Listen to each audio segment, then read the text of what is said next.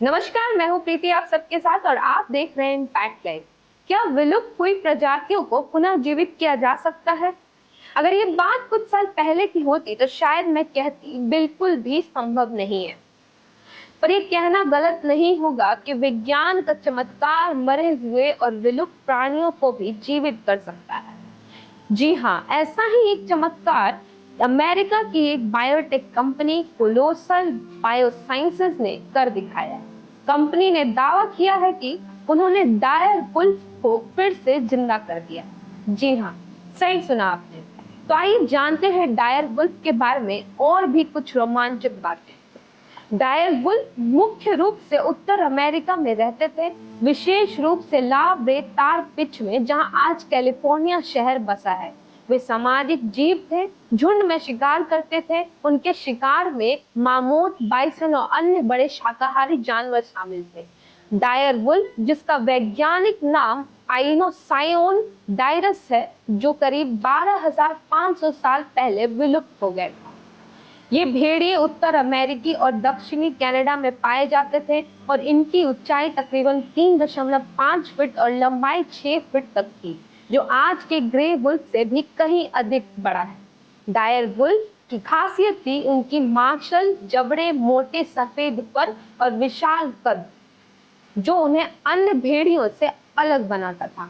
ये भेड़िए ice as यानी हिम युग के दौरान बड़े पैमाने पर शिकार करते थे और उनकी मुख्य शिकार प्रजातियां जैसे मामोथ और विशालकाय स्लोथ थी। लेकिन जैसे जैसे इन शिकारी प्रजातियों का अस्तित्व खत्म हुआ, संभवतः मानव शिकार और पर्यावरणीय बदलावों की वजह से डायर वुल्फ भी विलुप्त हो गए। वैज्ञानिक मानते हैं कि ग्रे वुल्फ ने उनके पारिस्थितिक स्थान को ले लिया, जो आज भी मौजूद है। जॉर्ज आर मार्टिनी की किताब a song of ice and fire और उस पर बनी TV series games of thrones, जो 2011 में रिलीज हुई थी, इसे तो आप सब ने देखा ही होगा, जिसमें डायर वुल्फ स्टार्क परिवार के प्रतीक और वफादार साथी के रूप में दिखाए गए थे, जिसने इन भेड़ियों को दुनिया में प्रसिद्धि दी।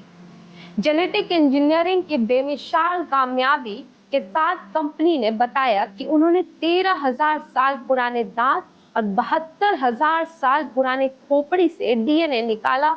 ग्रे वुल्फ के डीएनए के साथ मिलाकर जेनेटिक एडिटिंग की। उन्होंने ग्रे वुल्फ के जीनोम में 20 बदलाव किए, जिसमें 15 जीन ऐसे थे जो विलुप्त डायर वुल्फ की विशेषताओं से मेल खाते थे, जैसे बड़े कद, मोटा फर और मजबूत जबड़े।